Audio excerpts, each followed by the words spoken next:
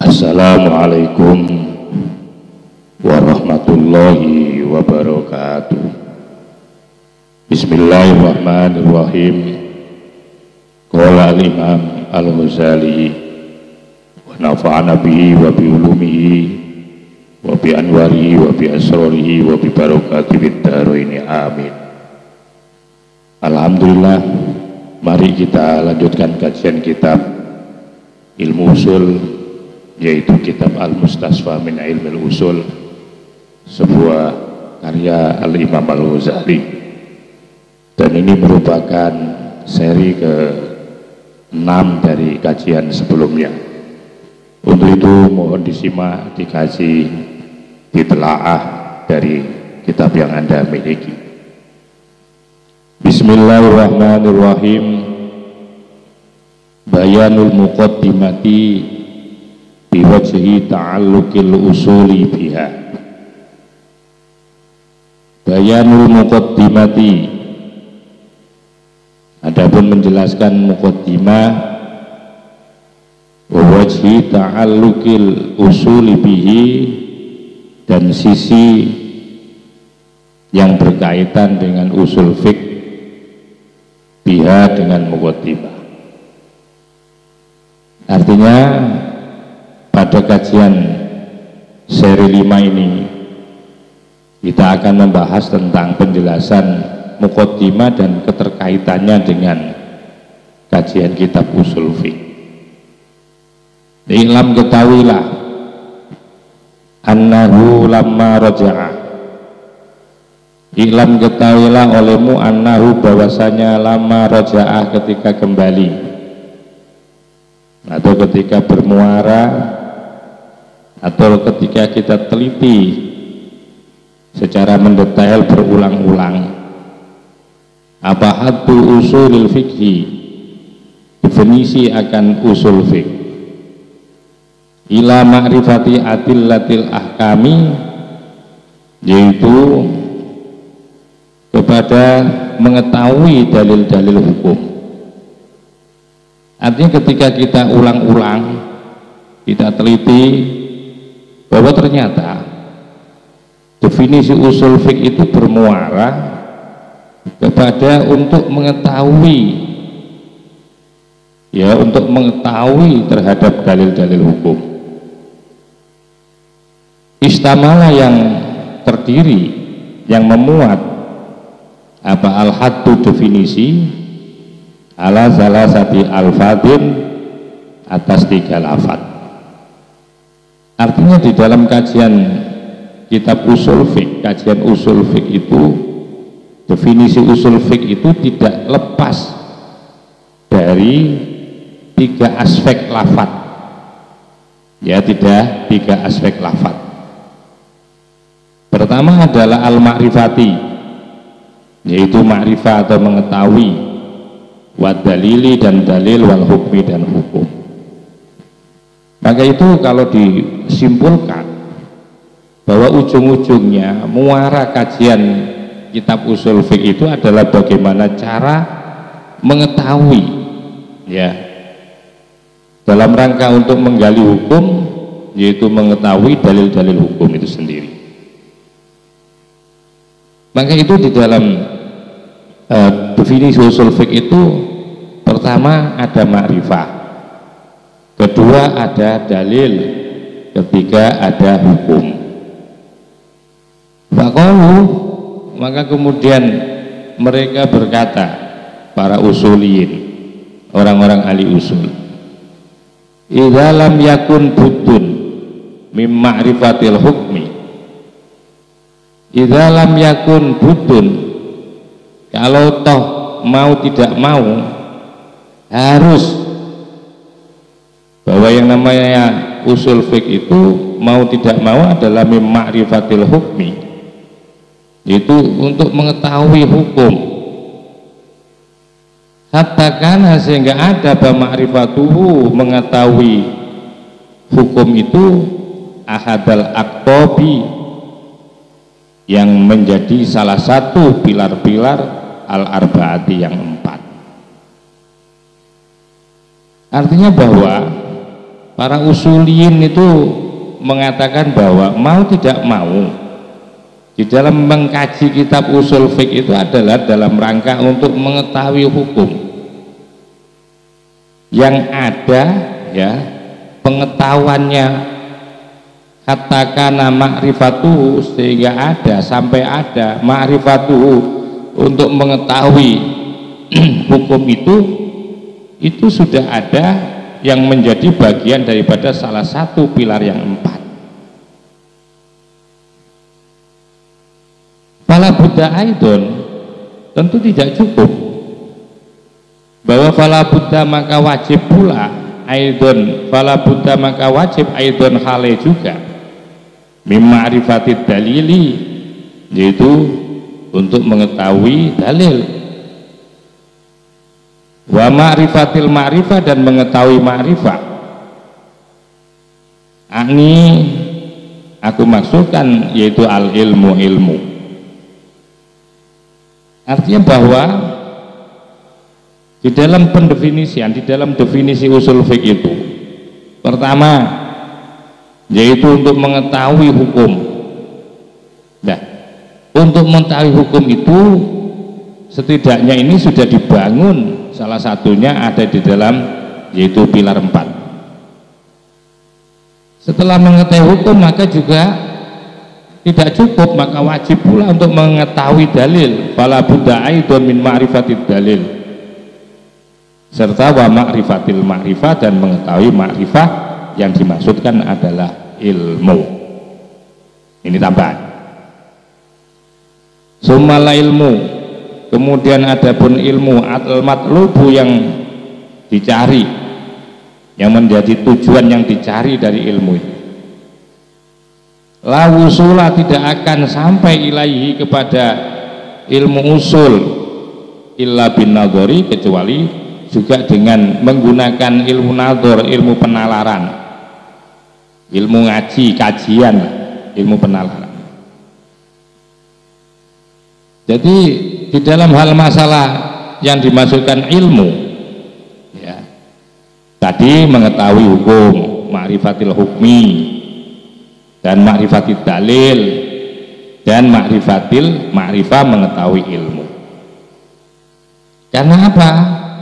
Karena dengan ilmu itulah, ilmu yang dimaksud, yang dicari itu tidak akan pernah sampai ilaihi kepada ilmu usul illa bin nadhari, kecuali harus dengan menggunakan kajian nadhar. Nah, kajian nadhar ini tentu kita tidak bisa lepas dari kajian-kajian falsafi dan mantiki. Jadi kajian filsafat dan kajian mantiki itu tidak bisa dihindari, atau dari sisi kebahasaan yang lain. Maka itu fala Buddha, maka wajib mim ma'rifatin nadhari, yaitu mengetahui tentang ilmunya nadhar itu tadi.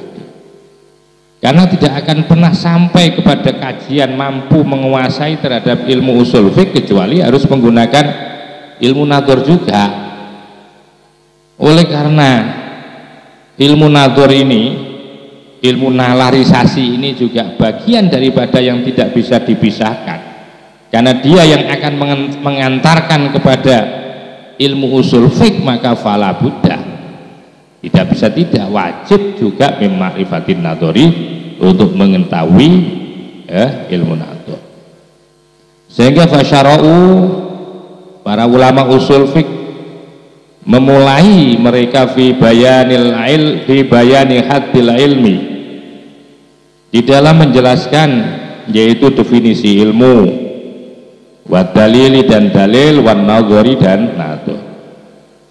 Karena ini penting di dalam kitab Lubul Usul itu, insyaallah yang dikarang oleh Zakaria Al-Ansari, ya, bahwa di sana itu bahwa kalau ingin orang itu menguasai suatu ilmu sebelum membahas sebuah persoalan ilmu yang akan dibahas, maka orang itu harus tahu dulu tentang apa definisi sesuatu itu. Maka itu ulama usulin idza lam yaqi, maka itu para ulama usulin itu memulai di dalam penjelasan definisi ilmu dan dalil wan nadhar, Wasyara'u, sehingga mereka para ulama usul fiqh fi bayani hadil ilmi wad dalil wan nadhar, ya, mereka memulai dengan menjelaskan definisi ilmu, wad dalil dan definisi dalil, wan nadhari dan definisi nadhar. Walam yaktasiru, dan mereka tidak mencukupkan ala ta'rifi suwari hadhil umuri. Para ulama usul fiqh itu tidak mencukupkan, ya, untuk mendefinisikan format-format dari hal-hal ini, ya, tidak mencukupkan hanya situ aja maksudnya. Walakin, akan tetapi, injaro menyeret atau menarik bihim pada mereka itu ila iqamati dalili, untuk mendatangkan dalil ala isbatil ilmi, untuk menetapkan adanya ilmu, ala mungkirihi, atas orang yang mengingkari terhadap kebenaran ilmu, min sib satoniyati, dari kelompok orang-orang sib satoniyah. Artinya bahwa tidak mencukupkan untuk mendefinisikan ilmu itu apa, dalil itu apa, nadhar itu apa. Bahkan para ulama-ulama usulin ini berusaha untuk membawa atau menarik mereka artinya untuk membawa mereka itu menyeret untuk mendatangkan dalil atas kebenaran ilmu terhadap orang yang mengingkari akan adanya ilmu. Seperti orang sif satonia ini adalah satu kelompok. Jadi sif satonia itu kelompok orang-orang filosof ini yang hidupnya, ya, penuh dengan filsafat, tapi anehnya mereka itu tidak mengakui, tidak meyakini akan adanya ilmu itu. Jadi dianggap bayangan ilmu itu, hayalan saja ilmu itu. Maka itu para ulama usulin dalam hal ini, beliau tidak hanya sekedar mendefinisikan apa ilmu gitu loh, mereka juga berusaha mengargumentasikan, membawakan dalil atas kebenaran ilmu, bahwa ilmu itu ada gitu loh. Nah, kenapa itu kemudian didatangkan? Injarobihim, dibawa, ya, ditarik oleh para usuliyin ini dalam rangka untuk apa? Untuk menjawab dan sekaligus untuk menetapkan bahwa hakikatnya ilmu itu memang ada. Terhadap siapa itu? Terhadap ala mungkirihi min sif satonia, kepada kelompok orang-orang yang mengingkari akan ilmu min sif satonia, dari kelompok para filosof yang tidak meyakini akan adanya ilmu. Begitu juga bahwa para ulama usuliyin tidak hanya membawa mendefinisikan ilmu dan dalil dan nadhar, tapi beliau juga wa iqamatid dalili, serta mendatangkan dalil ala nadhari, dalil terhadap nadhar, ya, dalilnya nadhar ala mungkirin nadhari, terhadap orang-orang yang mengingkari terhadap tentang adanya nadhar ini, nalarisasi.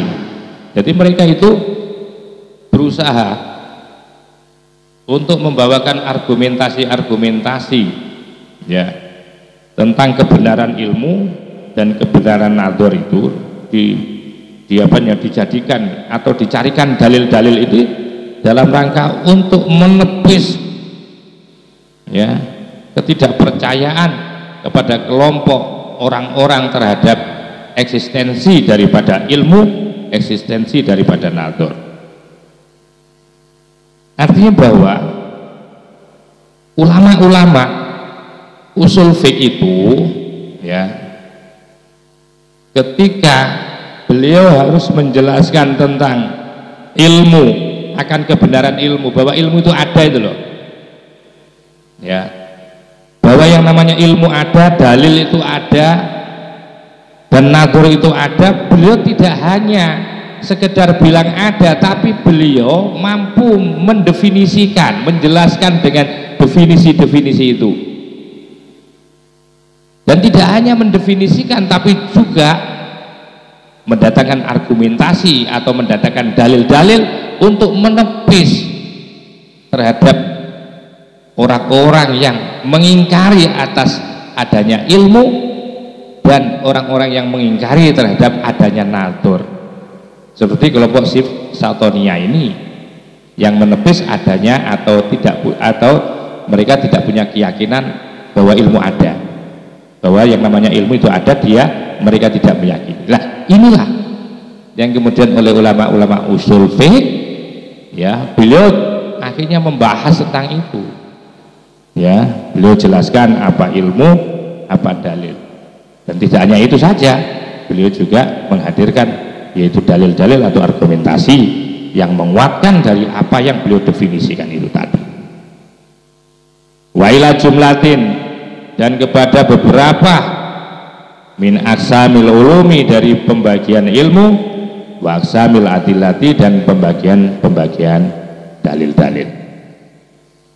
Wa dzalika, dan adapun hal itu sampai membahas masalah argumentasinya orang mutakalim itu ya. Wa dzalika, dan adapun itu mujawizatun li hati hadzal ilmi, melampaui. Jadi seakan-akan kajian usul fiqh ini melampaui terhadap definisi ilmu usul fiqh ini. Ya memang kenyataan seperti itu. Wa khaltu lahu, ya, dan mencampurkan lahu dengan usul fiqh bil kalami, dengan ilmu kalam. Memang di dalam kajian usul fiqh itu sudah masyhur lah bahwa yang namanya usul fiqh itu dibagi menjadi dua mainstream thariqah, dibagi menjadi dua kelompok golongan. Ada kelompok yaitu thariqatul mutakallimin dan thariqatul hanafi. Jadi di dalam kajian ilmu usul fiqh itu ada dua hal. Sementara kitab Al-Mustasfa yang kita kaji ini termasuk dalam kategori kitab yang bersumber atau bertorikoh, yaitu kepada thariqatul mutakallimin. Artinya bahwa kajian-kajian ilmu usul fiknya itu didominasi oleh orang-orang ahli teolog. Karena didominasi oleh orang-orang teologi, tentu itu nanti model corak tulisannya, karyanya, pemikirannya juga sangat dipengaruhi oleh ilmu teologi itu sendiri. Wa dzalik wa innama aktsara fihi al-mutakallimuna minal usuliyina li ghalabatil kalami ala tabaihim. Wa innama aktsara, dan bahwasanya telah melakukan banyak. Wa innama aktsara, dan bahwasanya telah melakukan banyak fi di dalam ilmu usul fiqh. Siapa al-mutakallimuna, orang-orang ahli teologi, orang ahli kalam, minal usuliyina, dari orang-orang yaitu usuliyin. Kenapa liwala batil kalami? Karena dominasinya ilmu kalam ala tobaihim, yang mempengaruhi terhadap watak mereka. Artinya bahwa ketika orang-orang usuliyin ya itu berbackground atau berbasic keilmuannya, ya berbasic keilmuannya dari seorang teolog, tentu ketika dia mengarang kitab-kitab usul fiqh itu bahwa background disiplin ilmu teologinya itu pasti banyak mempengaruhi dan banyak sekali corak-corak ya background itu sendiri. Artinya bahwa ketika para orang-orang ahli usul fiqh ini dulu mereka itu berasal, ya, habitatnya itu asalnya habitat keilmuannya adalah seorang teolog, pasti di dalam kajian-kajian usul fiqhnya itu juga dominan ilmu kalamnya. Maka ini liwalabatil kalam, karena dominannya ilmu kalam telah membentuk ala tobaihim, terhadap karakter jiwa mereka, bagaimana cara berpikir beliau itu banyak dipengaruhi oleh teolog. Ya termasuk Imam Ghazali ini sendiri, ya, ketika beliau mengarang kitab usul fiqh, tentu yang namanya ilmu teologi, ilmu kalam itu tidak lepas dari beliau. Sehingga karya-karya beliau terutama di usul fiqh ini juga selalu menyertakan kajian teologi, ya. Dan tentu ketika bicara teologi juga akan menghadirkan kajian tentang mantiki dan falsafi. Fahamalahum, sehingga membawa mereka, ya, apa hubbu sinaatihim, itu tetap mencintai terhadap profesi mereka. Sehingga ketika mereka harus, ya, menjadi seorang usuliyin, ya, maka yang dominan tetap background awal keilmuannya itu tadi, basic keilmuannya. Fahamalahum, maka mendorong mereka apa hubbu sinaatihim, yaitu cinta terhadap proses mereka, ala kholatihi, untuk mencampurinya hu akan usul fiqh bihadhi sunati, dengan profesi ini. Jadi ketika beliau harus ngarang kitab usul fiqh, pasti itu tidak bisa lepas, ya, dari apa yang menjadi background awal dulu itu sebagai basic keilmuannya. Kama hamala, ini sebagaimana juga telah mendorong apa hubbul lughati, yaitu mencintai ilmu bahasa wa nahwi dan nahu ba'dul usuliyina, pada sebagian orang-orang ahli usul fiqh, ala masjid jumlatin, untuk mencampur sejumlah yang terdiri dari minan nahwi, dari ilmu nahwu, mencampur bil usuli, dengan ilmu usul fiqhnya. Begitu juga orang-orang usuliyin, orang ahli usul fiqh, ya, orang ahli usul fiqh atau mu'alif usul fiqh itu, kalau mereka itu berbackground basic keilmuannya adalah bahasa, yang mana bahasa nahwu sorof itu menjadi kecintaannya, kemudian kalau dia menjadi penulis atau pengarang usul fiqh, pasti bahwa setiap karya-karyanya itu pasti dipengaruhi dengan ilmu bahasa dan nahwunya itu. Tidak ubahnya dengan kajian usul fiqh.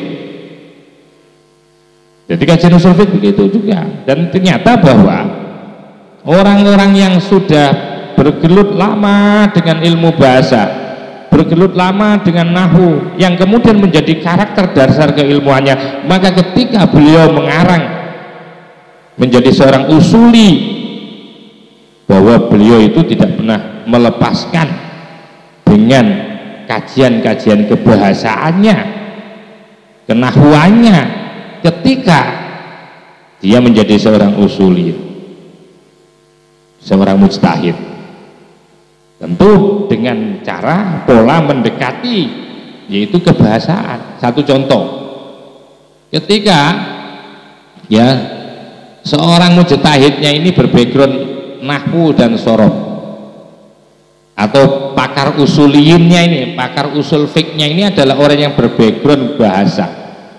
maka tentu ketika beliau harus melakukan pisau analis, melakukan istinbatul ahkam terhadap teks-teks Al-Quran, pasti beliau ini akan melakukan approach, ya, melakukan pendekatan keilmuannya tentu melalui bahasa-bahasa. Nah, ini tidak bedanya dengan para teolog tadi, ya, para mutakallimin tadi. Orang ahli bahasa begitu juga, orang-orang usuliyin yang berbackground bahasa, nahwu, pasti ketika beliau harus menggali hukum yang ada di dalam Al-Quran dan hadis, pasti beliau tidak pernah lepas untuk menggali teks-teks Al-Quran itu melalui kebahasaan. Badzakaru, nah ini, sehingga mereka itu menyebutkan atau menjelaskan fihi di dalam kajian usul fiqh. Nah, sehingga ketika dia harus menjelaskan kajian tentang usul fiqh itu, karena beliau berbackground bahasa, berbackground nahwu, maka kemudian pasti fadzakaru, mereka akan menjelaskan fi di dalam usul fiqh mim ma'anil hurufi, tentang makna-makna huruf. Apa ketika ada fa, ketika ada lam, ketika ada wawu, itu apa maksudnya, dan hasil nanti akan menghasilkan hukum bagaimana. Wa ma'anil i'robi, dan makna-makna i'rob pasti di situ akan dijelaskan juga jumalan secara keseluruhan. Ia adapun ma'anil huruf min ilmin nahwi, termasuk ilmu nahwu khosotan secara spesifik. Wagama dan begitu juga sama halnya. Amalah telah mendorong apa hubul fikhi, kecintaan terhadap fikih, jamaatan pada sekelompok golongan min fuqaha ima waro'an nahri, dari orang-orang ahli fikih yang tinggal di belakang sungai. Nah ini bicara masalah background ilmu yang sangat berpengaruh, maksudnya ya, terhadap apa karya-karya beliau, terhadap sisi-sisi yang dilakukan beliau ketika menjadi seorang mujtahid. Sebagaimana wakama dan sebagaimana hamalah telah mendorong apa hubul fikih, kecintaannya fikih jamaatan pada kelompok min fuqaha waro'in nahri, dari kalangan orang-orang fikih yang hidup di belakang sungai. Maksudnya di belakang sungai itu adalah orang-orang ya ahli fikih yang ada di Asia Tengah ini, yaitu sebuah sungai namanya Sungai Kaipun ini, yang ada di sungai. Di sana itu lahir ulama-ulama besar seperti Imam At-Tirmidzi, Ibnu Sina, pakar-pakar fikih itu lahir dari sana. Nah, bagaimana corak kajiannya itu ketika dia menjadi seorang usuli, seperti Abi Zaid rahimahullah ta'ala, seperti Abi Zaid, orang-orang yang tinggal di Waro'an Nahri, di belakang Sungai Kaipun itu di Asia Tengah, wa atba'i dan pengikutnya. Di situ lahir ulama-ulama besar, ahli fikih banyak sekali, ahli hadis. Nah, di mana bahwa ketika yang menjadi usuli itu adalah orang yang berbackground fikih, ya, seperti halnya orang-orang yang hidup di belakang sungai ini, Sungai Kaifun di Asia ini, seperti Abi Zaid, At-Tirmidzi, Ibnu Sina, ala masji masaila kasiratin min tafari'il fikhi. Gimana coba dia mencampur masail-masail itu banyak dari cabang-cabang fikih, ya, mencampurnya bil usuli dengan usul fikih. Nah ini, jadi seperti halnya orang-orang yang sudah mencintai ilmu fikih, ketika beliau menjadi seorang usulin, menjadi seorang ahli usul fiqh, pasti nanti yang dominan itu juga di situ adalah background keilmuannya, sehingga orang-orang ahli fikih ini akan mencampur terhadap masalah banyak dari cabang-cabang ilmu fikih yang dicampur bil usuli dengan ilmu usul fiqh. Fa innahum, maka sesungguhnya mereka, ya, fa innahum, maka sesungguhnya mereka orang-orang ahli fikih itu, wa in auraduha, sekalipun mereka itu mengemukakan tafari'il fikhi, cabang-cabang ilmu fi ma'radil misali, yang dituangkan dalam contoh-contoh, sehingga mereka itu akan menuangkan cabang-cabang fikih, model fikih, kajian fikih itu nanti dituangkan sekalipun tidak dalam bentuk definisi pakem-pakem, tapi lebih banyak usul fikihnya itu diberikan contoh-contoh dari fikih. Wa kaifiyati ijra'il asli, dan akan dikemukakan bagaimana memberlakukan asal fil furu'i yang ada di dalam furu' atau cabang. Faqad aksaru, maka sungguh telah memberikan banyak siapa? Orang-orang yang berbackground fikih ini fihi, di dalam contoh yang ada di dalam kitab usul fiqh.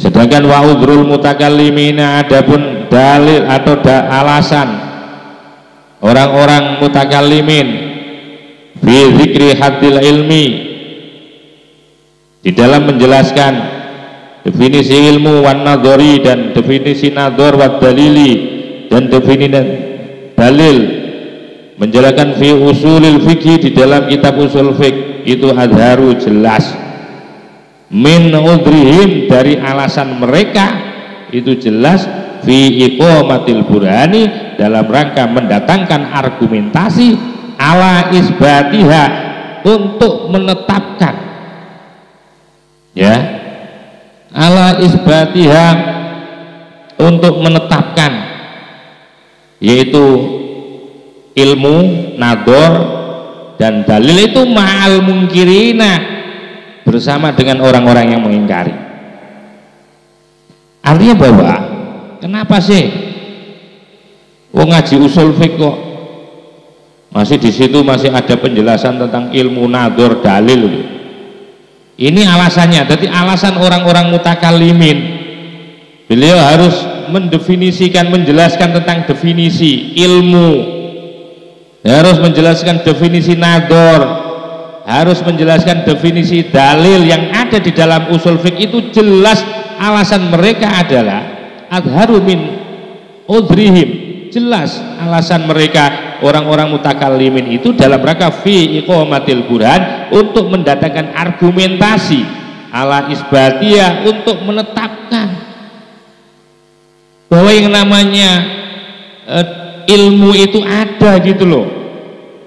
Sebagaimana yang diingkari oleh orang-orang Sifsatoniyah, bahwa mereka punya kian ilmu itu nggak ada, ilmu itu hanya khayalan, gitu. Nador itu juga ada.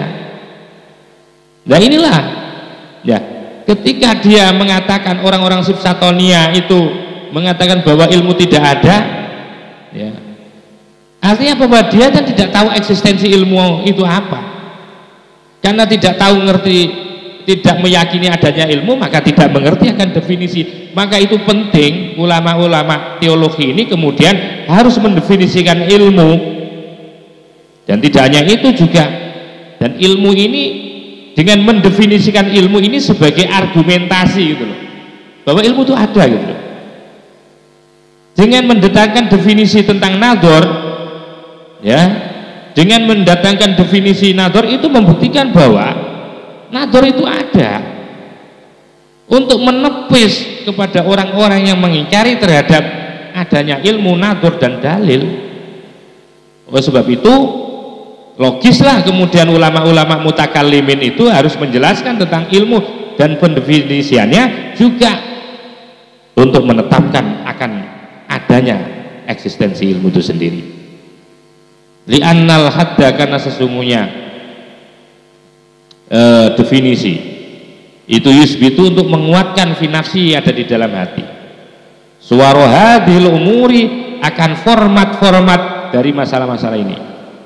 Jadi biar dia kuat untuk menguatkan bahwa ilmu itu bukan sekedar khayalan, tapi ilmu ini loh, ilmu takrifnya begini, batasannya begini, tasawurnya begini, konsepnya begini, gambarannya seperti ini. Itu segitu. wala aqalla min tasawwuriha idza kana al kalamu yata'allaqu biha. Ini wala aqalla sekurangnya min tasawwuriha dari untuk mempersepsikan menggambarkan tentang hadil umur. Idza kanal kalamu apabila ada kalam itu, ilmu kalam itu ya ta'allaqu berkaitan biya dengan hadil umur. Kama sebagaimana annahu seseorang, kama sebagaimana annahu sesungguhnya seorang la aqalla sekurang-kurangnya min tasawwuril ijma'i wal qiyasi liman yahudu fil fiqhi. Sekurang-kurangnya ya, sekurang-kurangnya apa ini? Sekurang-kurangnya dari gambaran ya. La aqalla min tasawwuril ijma'. Sekurang-kurangnya yang harus dimiliki sebagai gambaran terhadap ijma' dan qiyas liman yahudu fil fiqhi, bagi orang yang mendalami. Siapa man fil fiqhi, bagi ilmu fikih. Nah, setidaknya begitu juga sekurang-kurangnya bahwa persepsi tentang ijma' dan qiyas itu harus dikuasai lah bagi orang yang mau memperdalam, meneliti terhadap ilmu fikih. Sama dengan hal ini, bahwa sekurang-kurangnya untuk mempersepsikan, menggambarkan terhadap apa ilmu, apa nadhar, apa dalil itu, apabila ilmu kalam itu berkaitan dengan hal itu, ya memang berkaitan ya. Wa amma ma'rifatu hujjiyatil ijma'i, sementara adapun mengetahui kehujahan ijma', wa hujjiyatil qiyasi, dan kehujahan qiyas, fadzalika maka adapun ma'rifah itu min khosyati usulil fikih, termasuk salah satu ciri yaitu kajian usul fikih. Begitu juga orang yang mendalami ilmu fikih kan setidaknya punya persepsi tentang ijma' dan qiyas, pengetahuan tentang kehujahan ijma' dan kehujahan qiyas, bahwa qiyas jadi hujah, ijma' jadi hujah, itulah yang menjadi bagian daripada ciri khas usul fiqh. Wa dzikru hujjatil ilmi, sementara adapun ya menyebutkan kehujahannya ilmu, wan nadhari dan nadhara ini, sementara saya menyebutkan, katanya Ghazali sadar itu, jadi menyebutkannya kehujahan akan ilmu, bahwa menyebutkan kehujahan akan nadhar dan ilmu terhadap orang yang mengingkari. Makanya saya jadikan bahwa ilmu itu sebagai hujah, nadhar itu sebagai hujah dalam kajian teologi itu ya. Kepada siapa itu? Ala mungkirihi, terhadap orang yang mengingkari terhadap ilmu itu, istijrarul kalami ilal usul, yang mana kemudian menyeret, yaitu menyeret apa? Al kalamu, yaitu ilmu kalam ini, ilal usuli, kepada usul fiqh. Karena di sana itu usul fiqh itu butuh pendefinisian tentang apa dalil, apa hukum, apa ilmu. Maka otomatis dalam rangka untuk menepis orang-orang yang mungkar ini, mau tidak mau harus menyeret ilmu kalam untuk mewarnai di dalam ilmu usul fiqh. Istijrarul kalam ilal usul fiqh, ilal usul. Kama anna, sebagaimana anna dzikra hujjatil ijma'i wal qiyasi wa khabaril wahidi bil fikri, sebagaimana bahwa menjelaskan tentang kehujahan ijma' wal qiyasi dan kehujahan qiyas, wa khabaril wahidi dan kehujahan yaitu khabar wahid atau hadis wahid fil fikhi, di dalam fikih itu istijrarun, itu adalah untuk menyeret istijrarul usul, menyeret usul ilal furu'i kepada ilmu furu'. Wa ba'da an arrafna, dan setelah kami memberikan tahu kepadamu israfahum, dengan melebih-lebihkan, ya. Wa ba'da an arrafnaka, setelah kami memberikan tahukah kepadamu israfahum, akan berlebih-lebihannya mereka. Ngaji usul fiqh kok, ya, yang dominan di dalam di sana ilmu teologi, ilmu falsafi. Itu maksudnya setelah kami berikan tahu kepadamu akan melebih-lebihkannya mereka, terlalu berlebihanlah mereka. Fi hadzal kholati, untuk mencampuri, ya, untuk mencampur ilmu ini, ya.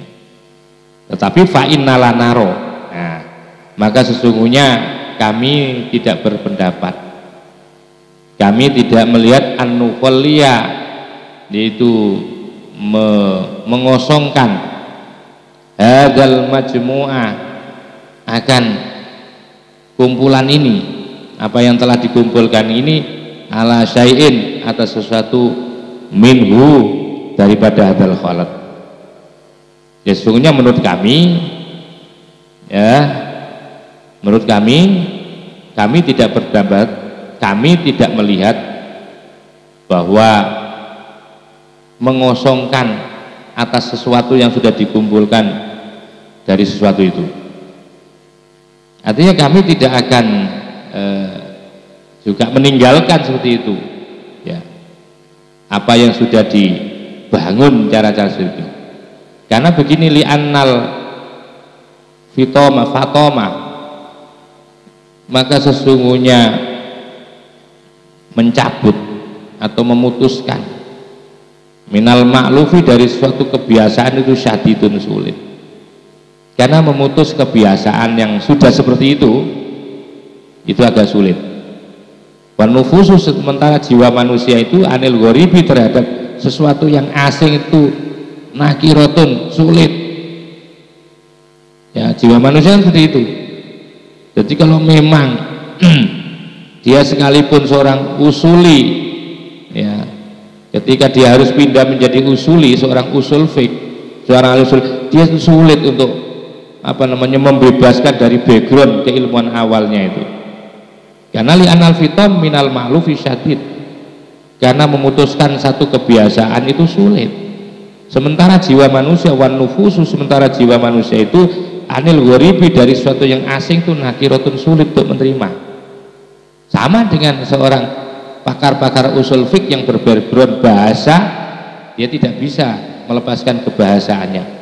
Orang-orang usul fiqh yang berbackground teolog atau berbackground mutakalim, mereka tidak mungkin tidak menyertakan kajian-kajian minimal ilmu dasar teologinya, nggak bisa itu.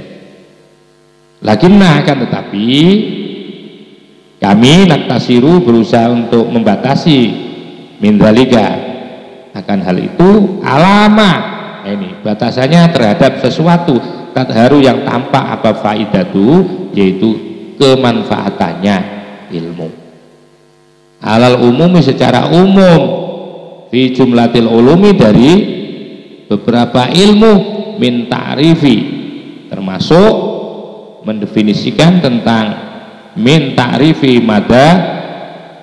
madarikil ukuli, yaitu termasuk di sini adalah mendefinisikan tentang apa atau sesuatu yang ditangkap oleh akal.